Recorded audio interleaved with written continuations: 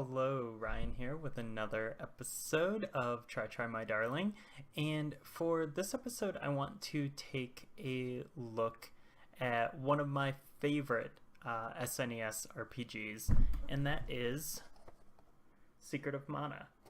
And the reason I wanted to look at this game today is because like a week or two ago, the Seiken Densetsu Collection was announced for the Nintendo Switch, including Final Fantasy Adventure, or the original Seiken Densetsu, and then Seiken Densetsu 2 and 3, and Secret of Mana is Seiken Densetsu 2. And there's a few things that are really special about this game. For one, it was, one of the only well, there's a handful of them, but maybe like in the top tier of action RPGs on the SNES. The other thing that is wonderful about it is its soundtrack, which I just love dearly. And you can see it right on the box here.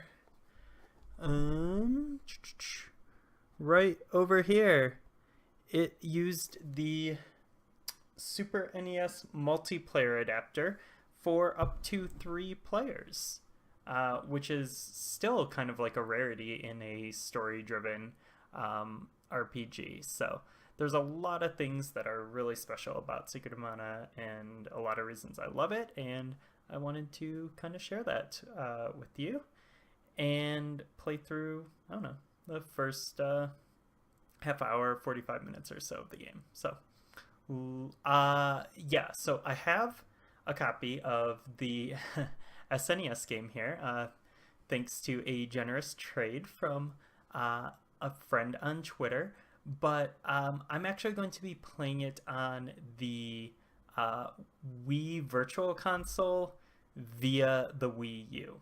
So that's the way I'm going to be playing it here, because it's a lot easier to set up for recording.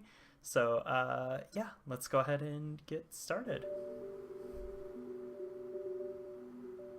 Alright, so here we are at my ridiculous Virtual Console collection, humble brag. And I am looking for Secret of Mana, and as you can see, I've not done a great job organizing and maintaining these, but there it is.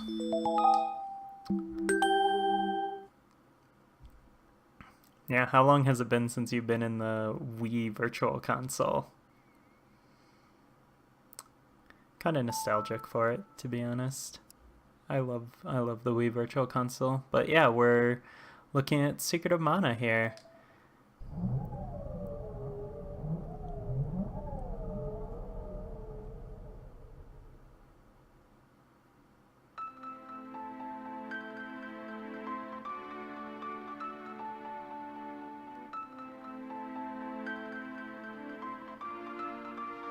Yeah, just great music all through. So yeah, during this playthrough, usually I guess I talk a lot during these. But this time I think I'll be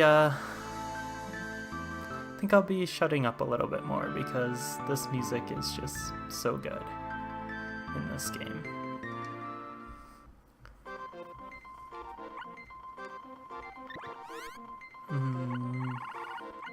New game. I'll just name it me.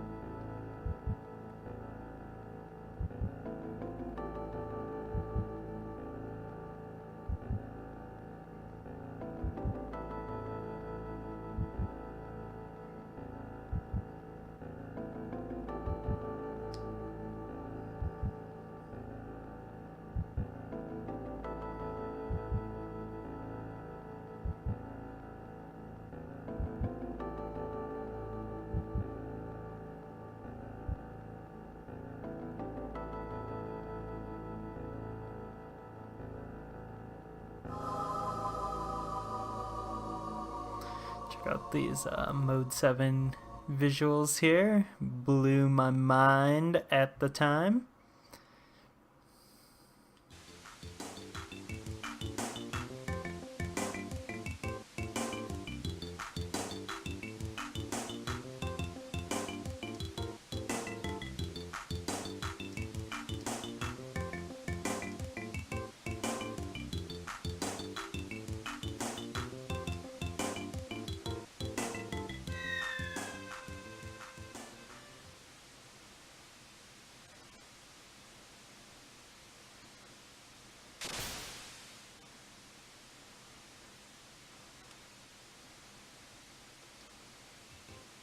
So yeah, now I have control. So there's a little bit of story there at the beginning, kind of enough to set the stage, but this game's really good about not, you know, giving you, like, just making you watch a ton of cutscenes and stuff, and, you know, it's not like an hour or so before you even get control, like a lot of modern RPGs, whether they be Japanese or not, so...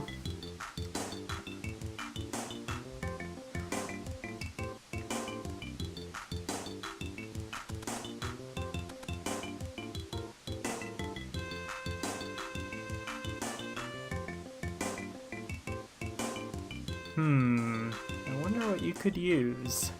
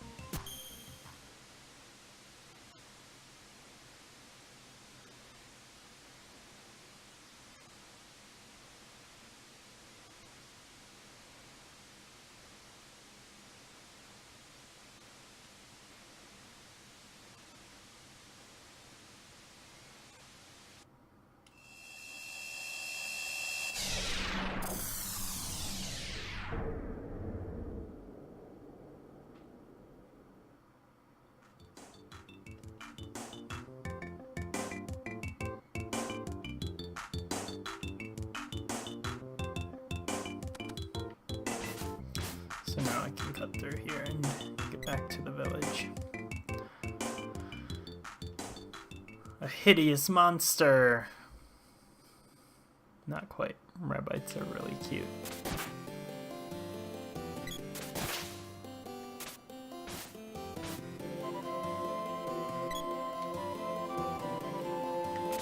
See what I told you about the music?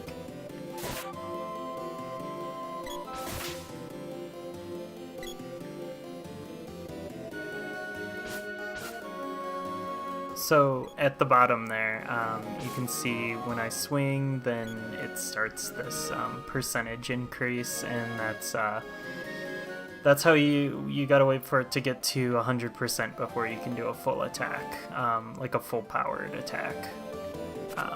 Because if you just go in here and you know, just try like wailing on dudes, like, I mean, obviously these guys have low hit points, so I was able to do that, but you could see my 100% attack was 18 points of damage, and when I was just smashing on the button, it was like 3. So, or 0, 4. Like, so that becomes a big part of the strategy in Secret of Mana, is, you know, avoiding enemies when you need to, and to get that charged up, because eventually as you power up each of your individual weapons, you can actually hold the button for a more powerful charge attack, and that goes up by you know, a multitude of levels. So I don't even remember if it goes up, like you can charge it 5, 6, 7 times. It's been a really long time since I've played through this game in its entirety.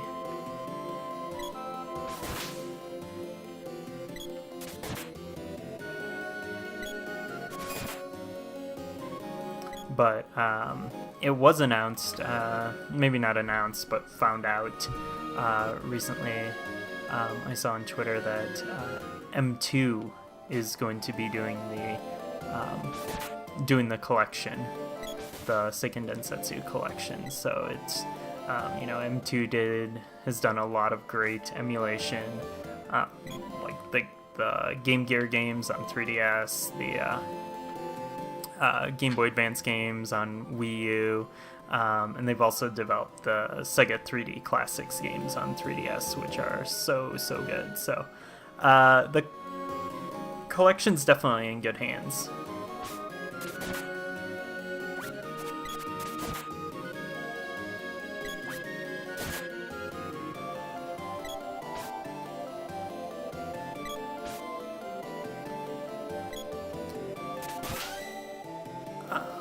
Alright, so I think... yeah.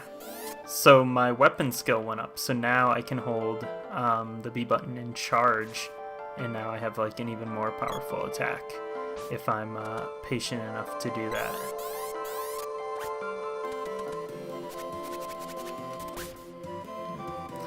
But there's a risk reward in charging attacks.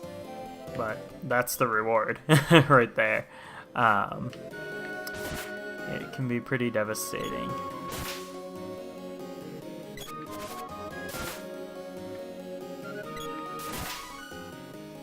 So yeah, you level your weapons up, and you also level your character up.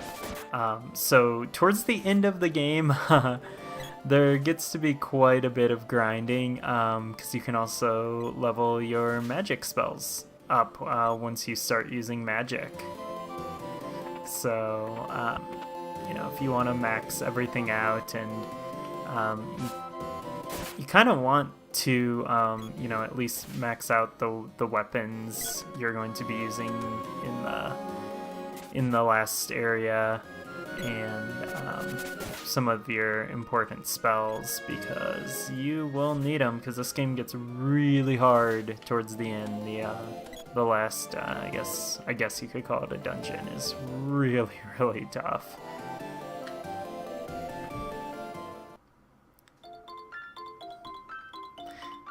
Yeah, so this is really pleasant music. Even though I'm gonna be honest, what happens here is not very pleasant.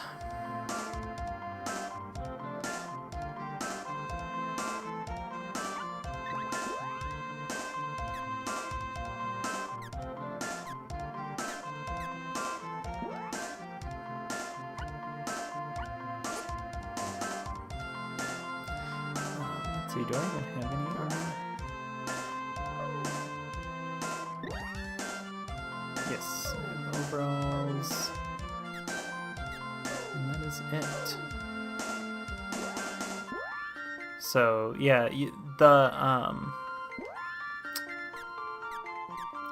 I guess like the circle menus of this game are pretty interesting.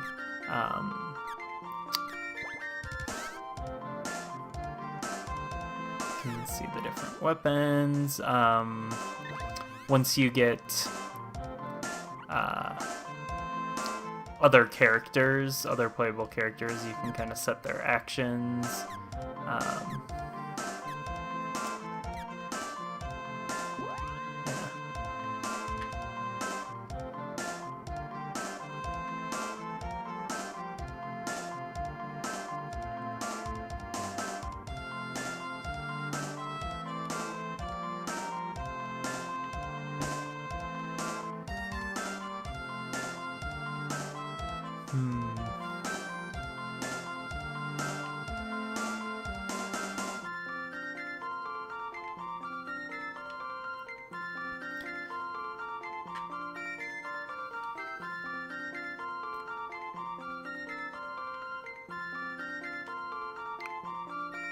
So, I need to go to the owner's house. I want to buy that bandana, though, I think.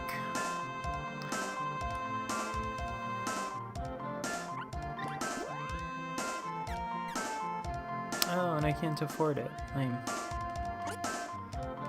Okay.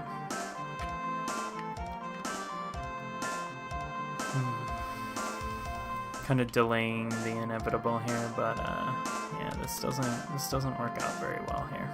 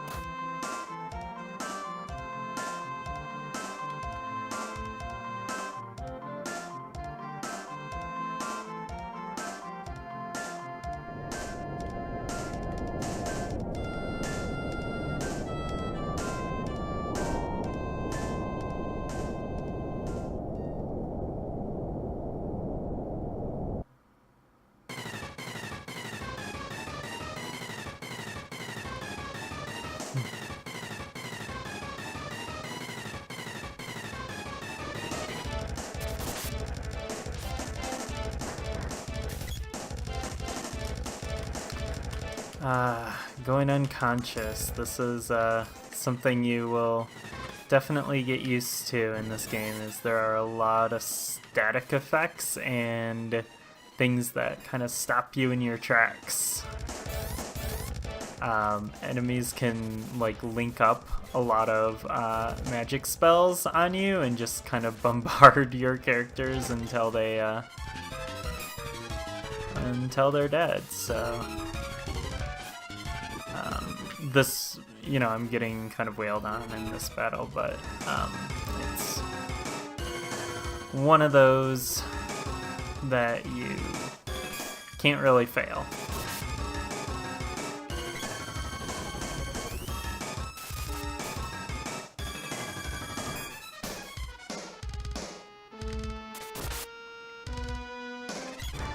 But there's a lot of frustrating elements in this game. Like I said, the chaining of spells on you is kind of annoying, and some of the AI pathfinding of your party members gets pretty frustrating. But you know, the more you're kind of like leveled and prepared for that, the better off you'll be.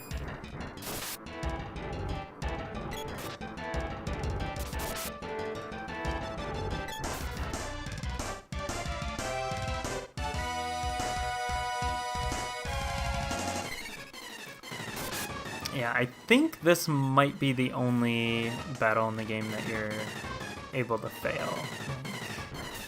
Typically, once you're dead, you're dead. And loading from your last save, which are kind of few and far between a lot of times.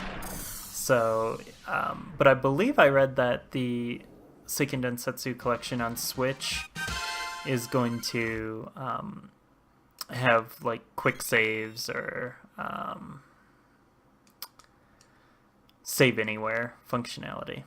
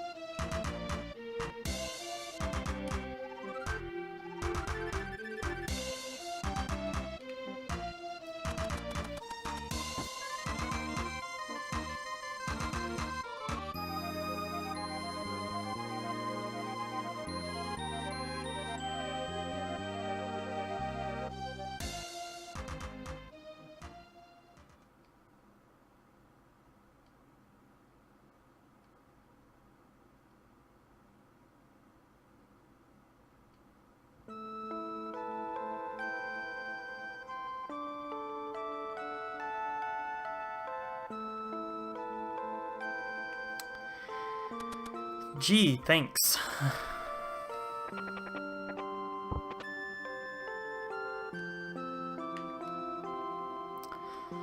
Well, I can buy that bandana now, that's for sure.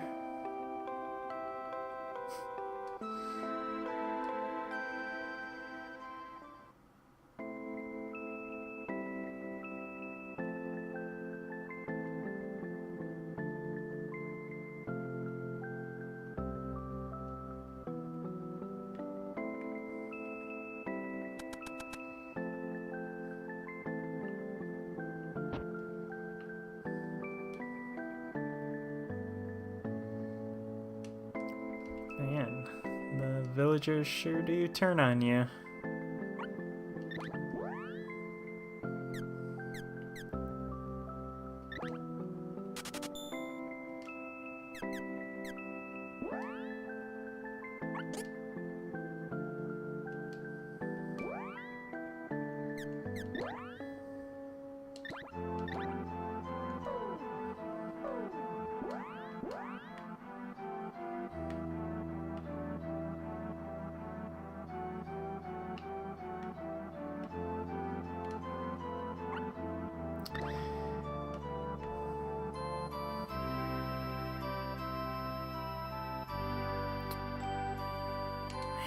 It's brutal.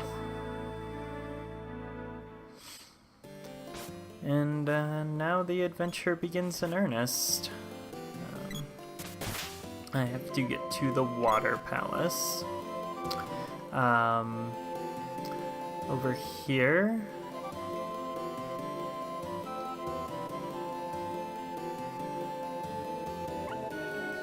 I can just hop in to the cannon and it'll give me a sweet mode 7 jump.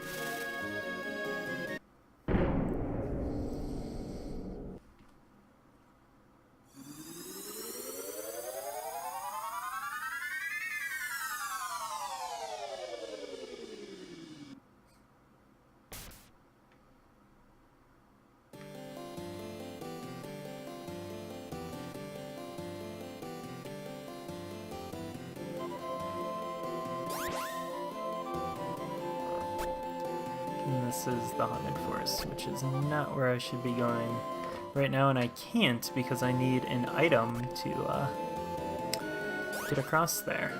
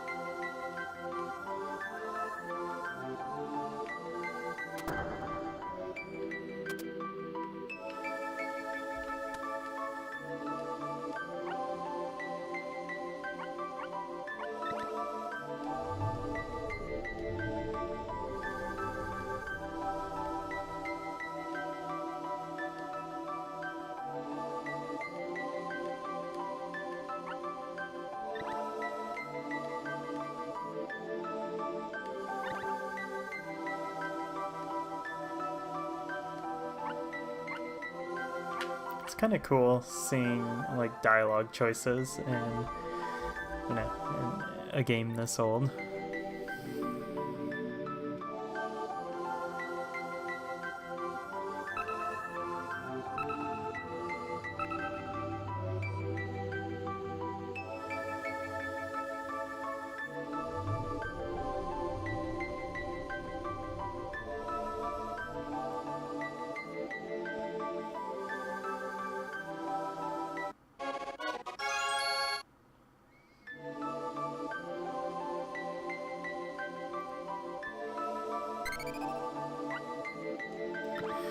And I have a chance to save here. Oops. Don't want to save there.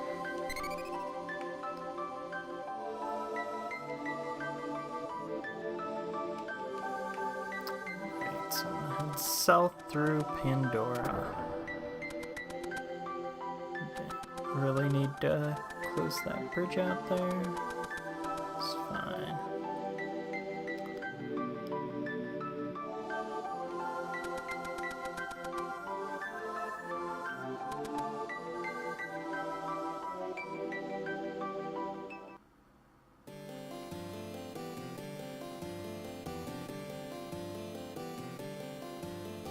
Yeah, this soundtrack is still just ridiculously impressive to me. It was composed by Hiroki Kikuta. And this is kind of his defining work. I believe he's done quite a few things since. Let's see, some of the... He did Seiken Densetsu 3, and he's worked on like Soul Calibur 5, and I want to say like some Atlas games, and Atelier game. Yeah.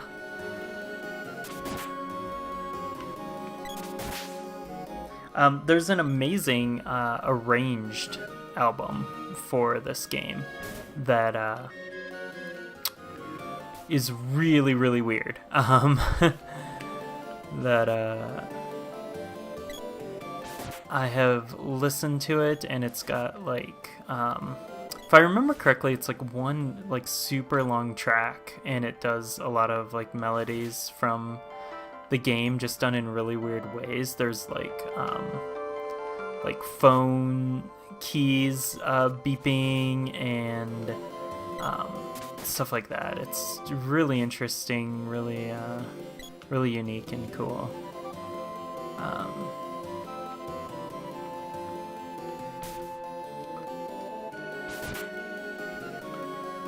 Yeah, I remember playing this, as when I was younger, and just,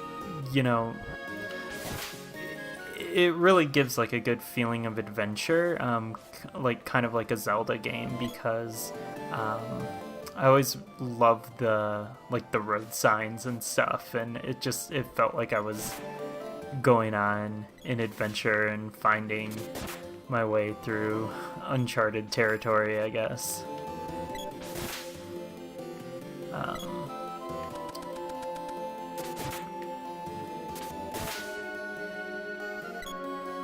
So I guess speaking of Zelda,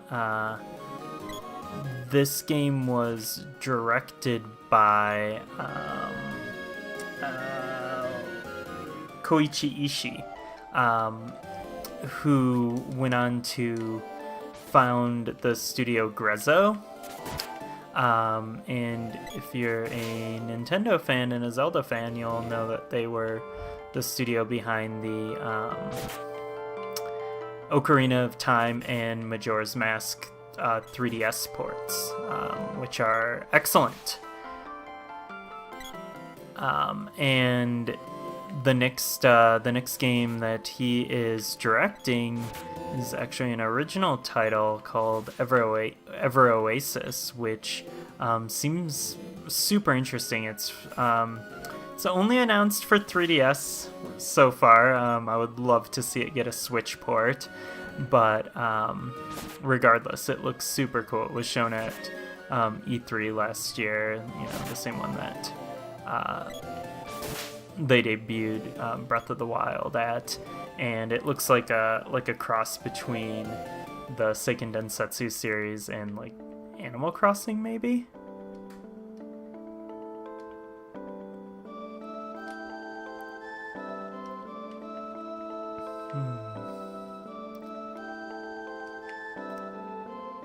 So that's something you'll see a lot in this game is you come to like a new town, and I really didn't need to leave there. And there'll be like a problem in the town, and it's kind of like Dragon Quest-esque, where there's like a problem in the town, and you need to and maybe the villagers won't open up to you until you've kind of solved the problem. So there's a few places like that in this game.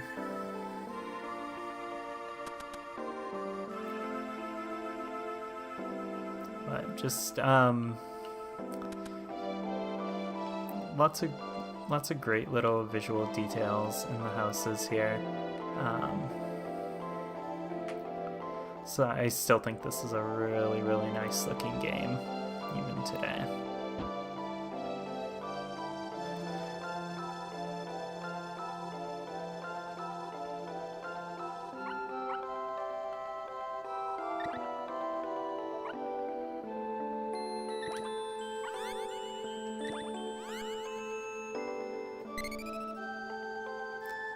Alright, so I think I'm going to wrap up this session here.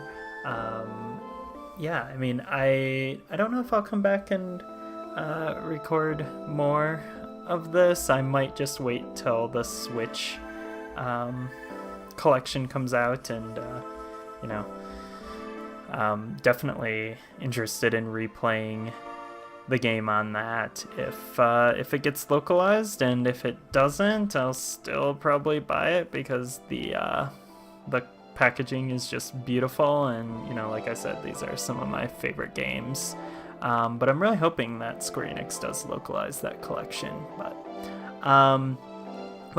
if the game doesn't, if that Switch collection doesn't come out and you want to check out Secret of Mana, it is available on the Wii Virtual Console, so you can still add Wii points and get it there, even through your Wii U. So it's not a bad way to play it. So that's definitely an option if you're interested. But thank you a ton for listening. Once again, I am Ryan, and you can find me on Twitter at Brawndwarf, BRAWNDWARF. You can also check out our podcast on iTunes and the other services, and you can check out our website at nintendofunclubpodcast.com. So once again, thank you for tuning in, and I will catch you next time. Goodbye.